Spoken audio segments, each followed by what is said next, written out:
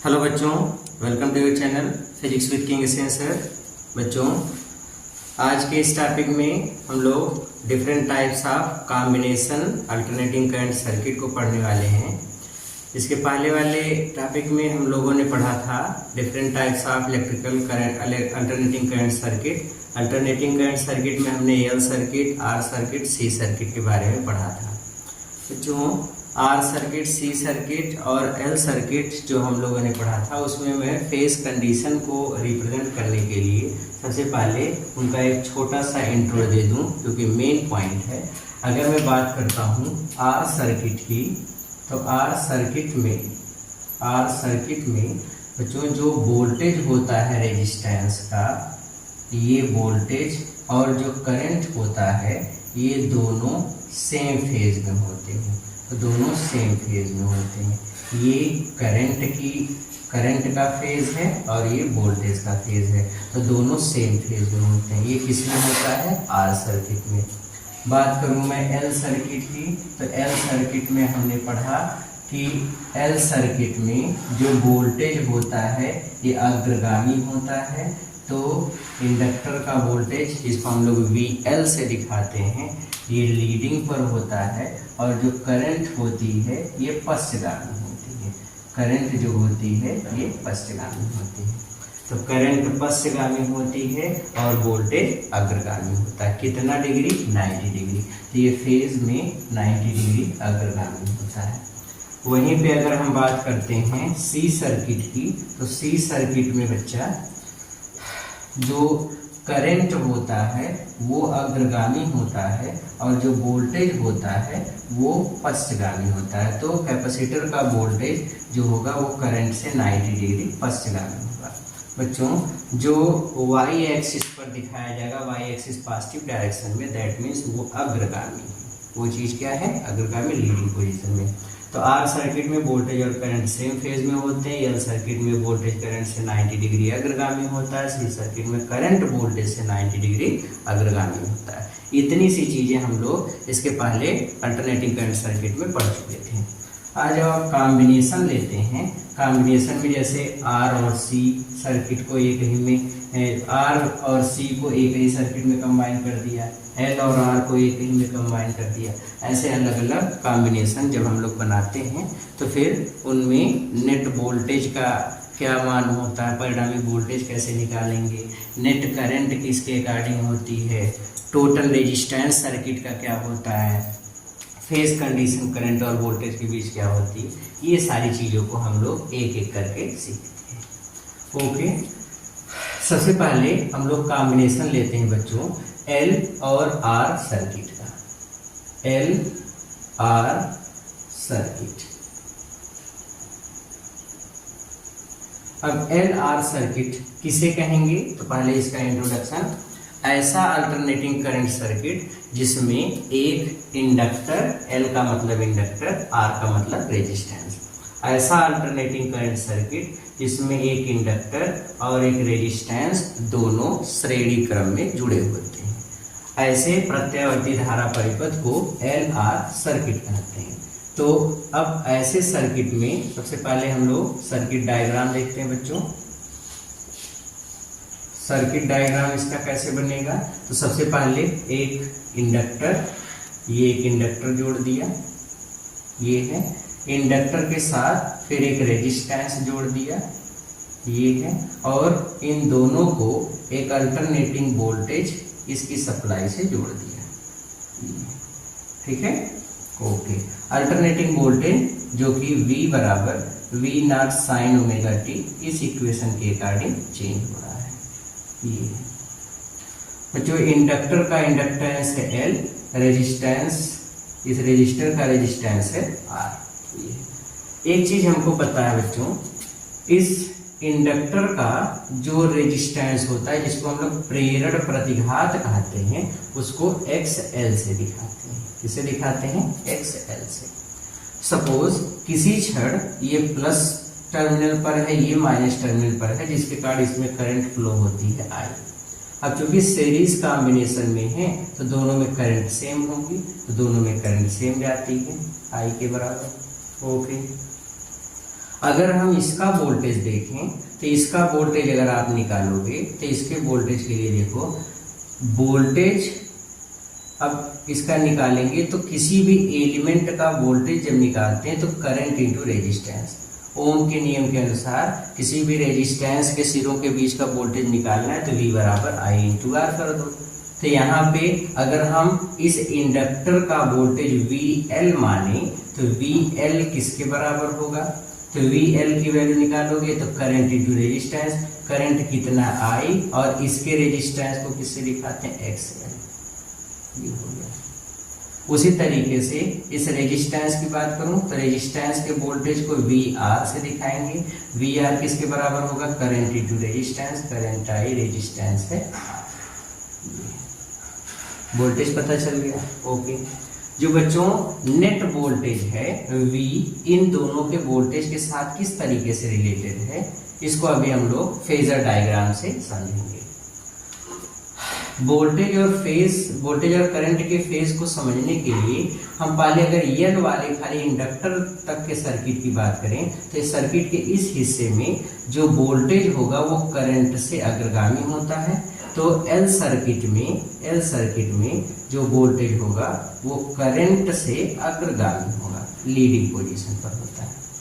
Okay, वहीं पे अगर मैं बात करूं R सर्किट में तो R सर्किट में जो वोल्टेज होगा और जो करंट होंगे ये दोनों सेम फेज में होते हैं। ये बच्चों यहाँ पे मैं ये नहीं दिखा रहा हूँ कि किसका मैग्नीट्यूड ज्यादा है किसका मैग्नीट्यूड कम है, मैग्नीट्यूड को रिप्रेजेंट करेंगे तो उस स्थान पे जो वोल्टेज वाला है उसके तीर की लंबाई ज्यादा होती है, करंट की छोटी होती है। बट यहाँ पे मैं पहले क्लियर कर दूं, यहाँ मैं वोल्टेज और करंट के मैग्नीट्यूड को नहीं रिप्रेजेंट कर रहा हूँ, बस खाली डायरेक्शन को बता रहा हूँ कि फेज कंडीशन क्या है। जैसे यहाँ पे L सर्किट में वोल्टेज करंट से 90 डिग्री अग्रगामी होता है, लीडिंग पर होता है, ये है। वहीं पर R सर्किट में वोल्टेज करंट के साथ साथ समानकलामी होता है, साथ साथ चलता है। तो ये तो पूरा सर्किट डायग्राम हो गया LR सर्किट का। ओके, इसके बाद हम लोग लेते हैं बच्चों दूसरे स्टेप में इसका फेजर डायग्राम। इसका फेजर डायग्राम इसका बनाएंगे बच्चों। तो सबसे पहले फेजर डायग्राम बनाते समय हमने मान लो रेफरेंस एक्सिस पर करंट को दिखा दिया, ये करंट है। अब बच्चों जो अगर मैं बात करूं L सर्किट की तो L सर्किट में वोल्टेज करंट से 90 डिग्री लीडिंग पर है, तो वोल्टेज अब करंट इधर हो गया, वोल्टेज ऊपर की तरफ है तो वोल्टेज ऊपर की तरफ दिखा दो।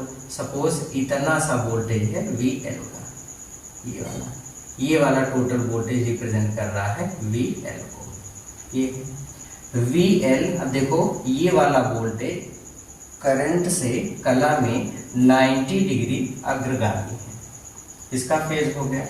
उसी समय R वाले का फेज देखो तो R जिस डायरेक्शन में करंट है उसी डायरेक्शन में वोल्टेज भी है, तो इसके वोल्टेज को हम इधर दिखा देते हैं, थोड़ी सी मोटी लाइन से दिखा देते हैं, ये हो गया। ये रिप्रेजेंट कर रहा है वोल्टेज को, किसके वोल्टेज को रिप्रेजेंट कर रहा है बच्चों, तो रेजिस्टेंस के, इसको हम दिखाएंगे VR से।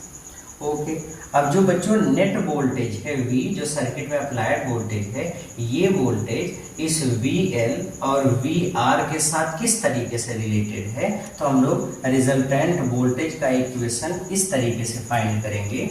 अब यहाँ पे देखिए रिजल्टेंट वोल्टेज का इक्वेशन फाइंड करने के लिए अब एक वेक्टर इधर है, एक वेक्टर इधर है। अब दो सदिशों को जोड़ना है तो वेक्टर्स ऐड करने के लिए हम क्या करते हैं, समांतर चतुर्भुज का नियम लगाते हैं। इसके पैरेलल एक वेक्टर यहाँ पे बना लो,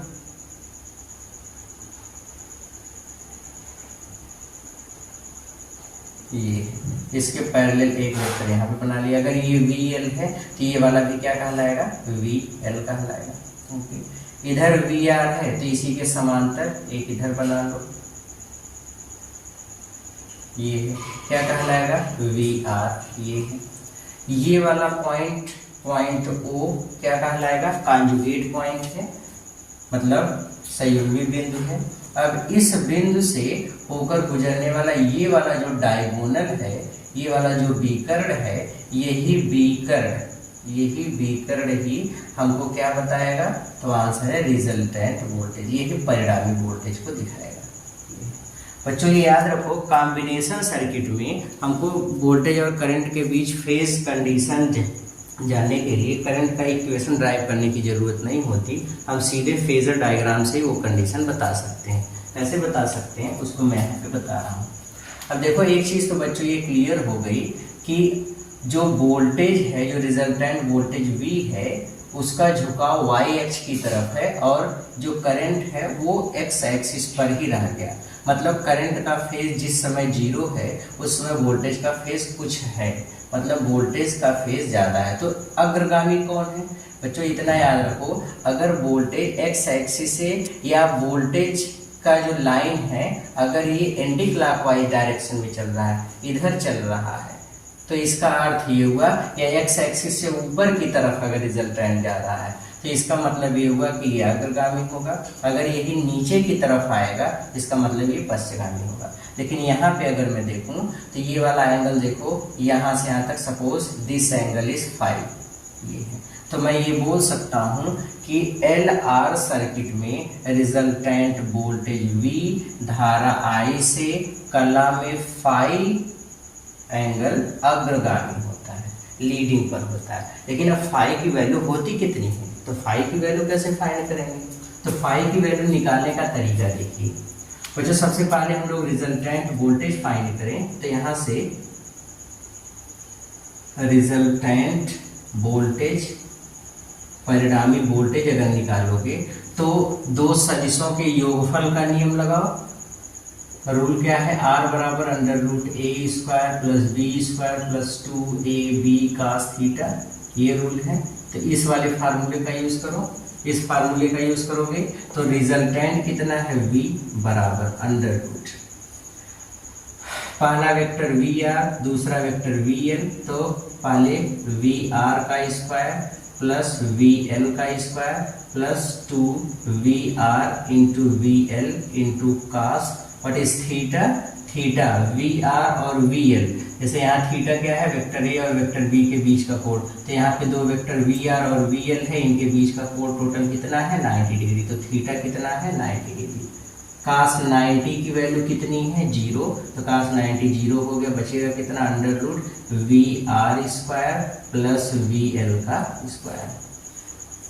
ये बच्चों रिजल्टेंट वोल्टेज का इक्वेशन है। कभी पूछा जाए कि परिणामी वोल्टेज जो अप्लाइड वोल्टेज V है ये VL और VR मतलब इन दोनों के वोल्टेज के साथ किस तरीके से रिलेटेड होगा, तो इस तरीके से रिलेटेड होगा। ओके, अब बच्चों इस सर्किट में देखो इसके पास भी कुछ रेजिस्टेंस है, इसका भी कुछ रेजिस्टेंस है, तो टोटल रेजिस्टेंस कितना होगा।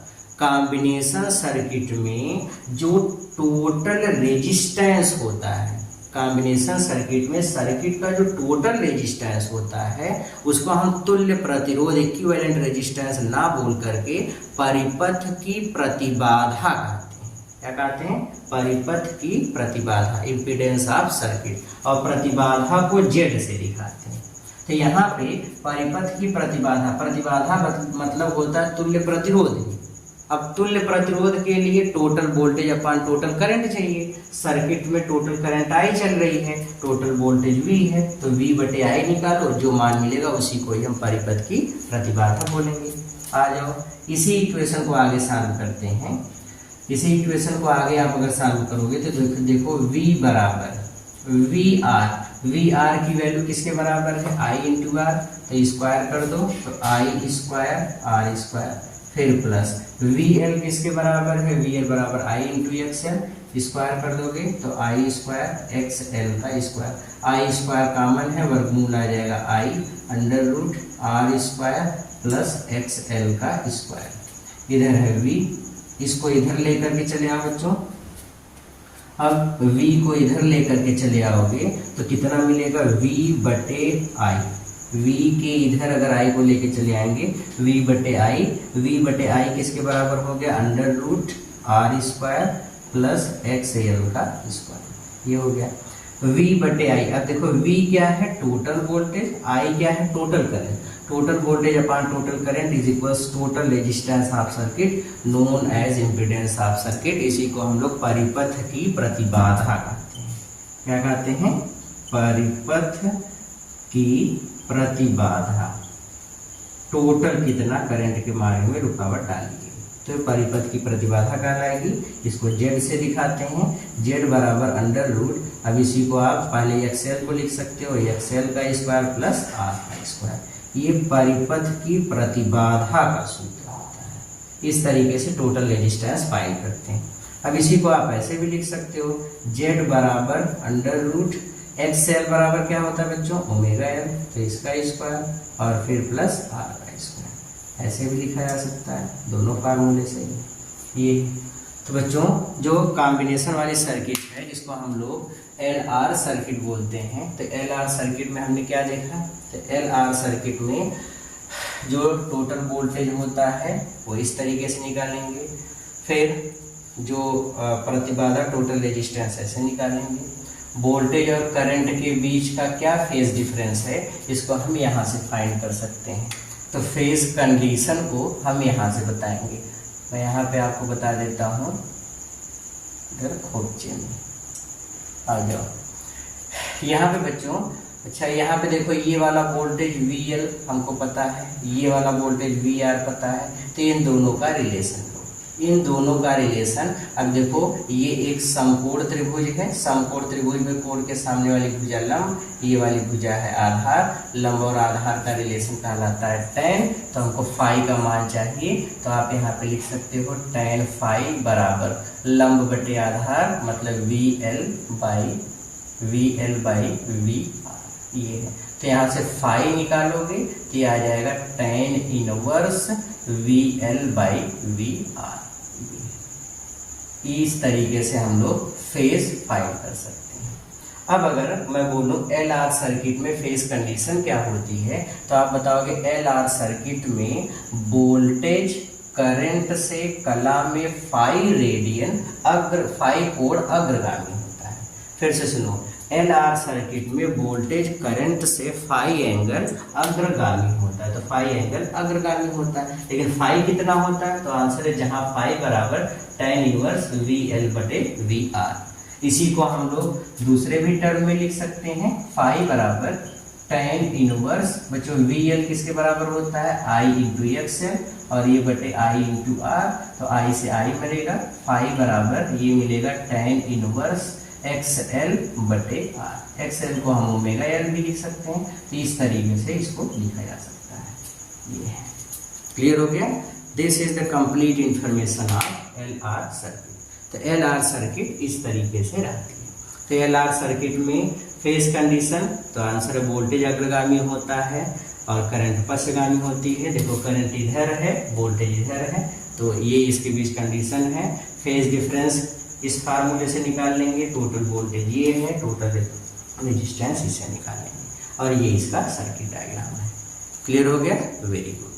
दूसरी सर्किट लेते हैं बच्चों, आ जाओ, तो मिटा दें। Very good.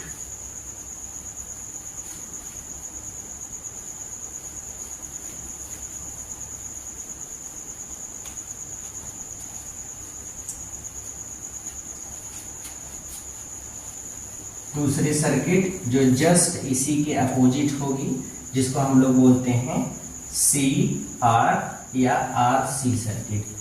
ऐसे साथ में नहीं बोलोगे CR सर्किट, CR नहीं है, CR या RC सर्किट। आ जाओ, CR सर्किट। अब CR सर्किट में सबसे पहले हम लोग डेफिनेशन समझें। ऐसा अल्टरनेटिंग करंट सर्किट जिसमें कैपेसिटर और रेजिस्टेंस दोनों श्रेणी क्रम में जुड़े होते हैं, उसको CR सर्किट बोलते हैं। ओके, CR सर्किट में सबसे पहले सर्किट डायग्राम देख लेते हैं।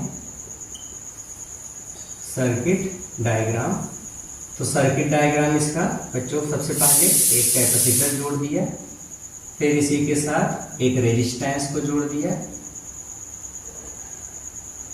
ये एक रेजिस्टेंस, और इसको हमने जोड़ दिया एक अल्टरनेटिंग वोल्टेज की सप्लाई, ये प्लस ये माइनस। इसका voltage V not sine omega T के अनुसार चेंज होगा। अब इसका कैपेसिटेंस मान लो C है, इसका रेजिस्टेंस है R। बच्चों कैपेसिटर के रेजिस्टेंस को XC से दिखाते हैं। मान लो किसी छड़ ये प्लस पे ये माइनस पे, जिसके कारण इसमें करंट गई I, तो इस कैपेसिटर में कितनी करंट जाएगी I। इंडक्शन के कारण जब इधर चार्ज क्रिएट होगा तो जो इलेक्ट्रॉन रिपल्सन के द्वारा जाएंगे उतनी करंट डेवलप करेंगे I। मान लो कैपेसिटर के प्लेटों के बीच का विभवांतर है VC, तो VC इस एलिमेंट के सिरों के बीच का वोल्टेज कैसे निकालोगे, तो आंसर है वोल्टेज बराबर करंट इनटू रेजिस्टेंस। करंट कितना है I, रेजिस्टेंस कितना है XC, इसका रेजिस्टेंस हो गया, वोल्टेज हो गया। फिर इसके बाद रेजिस्टेंस वाले का वोल्टेज निकालोगे तो इसका वोल्टेज मान लो VR बराबर current into resistance, current I resistance R, तो ये करंट इंटू रेजिस्टेंस ऐसे हो गया। तो इसका करंट इंटू रेजिस्टेंस करके ऐसे निकाल लेंगे वोल्टेज।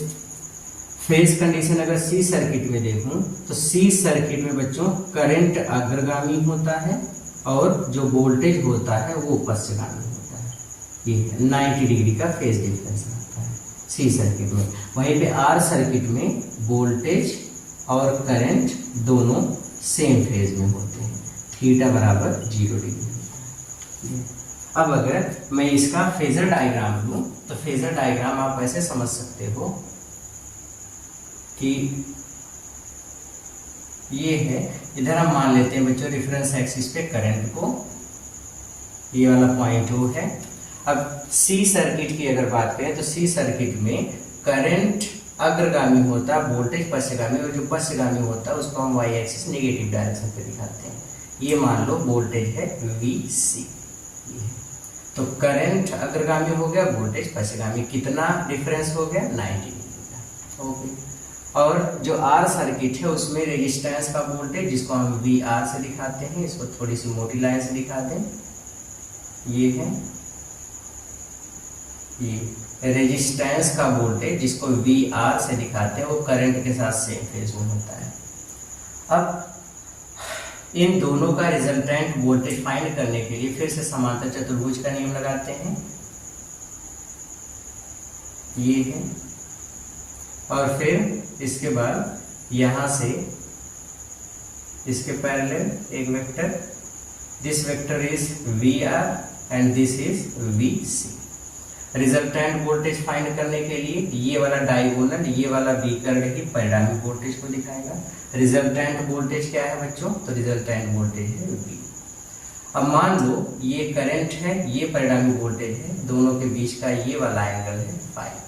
तो क्लियर है बच्चों कि वोल्टेज पश्चगामी है, क्योंकि वोल्टेज नीचे की तरफ मिल गया इसलिए वोल्टेज पश्चगामी है। मतलब CR सर्किट में वोल्टेज करंट से पश्चगामी होता है, कितना 5 डिग्री। 5 किसके बराबर होता है, तो इसके लिए हम लोग यहाँ से रिलेशन निकाल सकते हैं, tan phi बराबर ये कोण के सामने वाली भुजा लंब, ये वाली भुजा आधार, लंब कितना है VC बटे आधार कितना है VR, ये है। तो यहाँ से phi बराबर निकालेंगे तो मिलेगा tan इनवर्स VC बटे VR।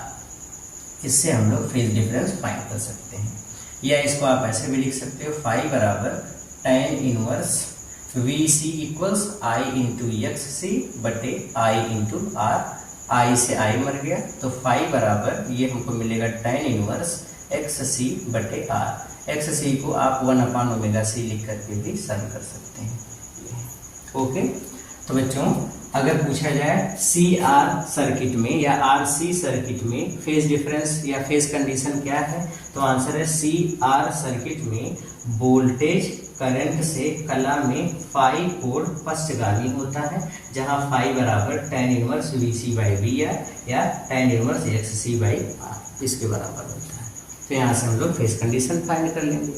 ओके, अब बच्चों टोटल वोल्टेज का जो VR और VC है उसका क्या, उसके बीच क्या रिलेशन है, तो हम लोग यहाँ से रिजल्टेंट वोल्टेज अगर फाइंड करें तो रिजल्टेंट वोल्टेज को हम निकालेंगे V इक्वल्स, वही फार्मूला लगाओ, तो अंडर रूट पहला वेक्टर VR का स्क्वायर, दूसरा VC का स्क्वायर, फिर plus 2 VR into VC into cos अब देखो वी आर और वी सी इनके बीच का एंगल 90 डिग्री, तो cos 90 कर दो। cos 90 जीरो, तो ये वाला टोटल क्वांटिटी जीरो, मतलब v किसके बराबर हुआ, under root V R square plus V C का स्क्वायर। ये रिजल्टेंट वोल्टेज का फार्मूला है। इसी से हम लोग सर्किट का टोटल रेजिस्टेंस डिफाइन कर सकते हैं। तो आप इसको ऐसे लिखो, V equals under root V R बराबर आई आर, तो I square R square in plus V C बराबर आई इंटू एक्स सी, तो I square into X C का स्क्वायर।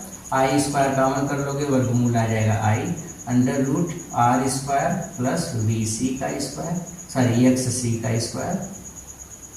इधर हो गया v, आई को इधर लेकर के चले आओ। अब आई को इधर लेकर के चले आओगे तो ये आ जाएगा बच्चों v बटे आई बराबर अंडर रूट, पहले एक्स सी को लिख लो, एक्स सी का स्क्वायर प्लस आर का स्क्वायर। तो v बटे I total voltage upon total current is known as impedance of circuit, परिपथ की प्रतिबाधा जिसको जेड से दिखाते हैं। ये बराबर हो गया एक्स सी का स्क्वायर प्लस आर का स्क्वायर। तो ये परिपथ की प्रतिबाधा का सूत्र है। इसी को आप ऐसे भी लिख सकते हो, जेड बराबर अंडर रूट एक्स सी को 1 बटे ओमेगा सी का होल स्क्वायर प्लस आर का स्क्वायर, ऐसे भी इसको लिखा जा सकता है। तो ये फार्मूला है बच्चों इम्पीडेंस का या सर्किट के टोटल रेजिस्टेंस का। तो इस तरीके से सी आर सर्किट के कॉम्बिनेशन को पढ़ते हैं। तो बच्चों जो इन्फॉर्मेशन है इसको अच्छे से समझिए, क्या क्या चीज़ें हमने आपको समझाया। सी आर सर्किट में हमेशा पहले तो ये सर्किट डायग्राम हो गया, रिजल्टेंट वोल्टेज का ये इक्वेशन हो गया, प्रतिबाधा का ये सूत्र हो गया। फेज कंडीशन करंट और वोल्टेज के बीच क्या है, तो फेज कंडीशन होता है कि वोल्टेज करंट से कला में फाई एंगल पश्चगामी होता है। पश्चगामी के लिए अब कितना फाई का मान होगा, तो फाई की वैल्यू हम इस फार्मूले से फाइंड कर सकते हैं। This is the complete information of C R circuit. अब एक तीसरी जो सर्किट आपके पास बची है जिसको हम लोग एल सी सर्किट बोलते हैं, और उसके साथ ही एल सी आर, ये दोनों कॉम्बिनेशन हम लोग बच्चों अगले वीडियो में पढ़ेंगे, क्योंकि एल सी सर्किट और एल सी आर सर्किट दोनों एक दूसरे के काफ़ी सिमिलर है, इसलिए हम लोग उसी वाले वीडियो में इसको लेते हैं। इसमें भी पढ़ सकते हैं सारी चीज़ें, बट टाइम थोड़ा सा मैनेज नहीं हो पा रहा है, इसलिए हम लोग अगले वाले वीडियो में इस चीज़ को कवर अप करेंगे। ओके, तब तक पढ़ते रहिए, मेहनत करते रहिए। All the very very very best.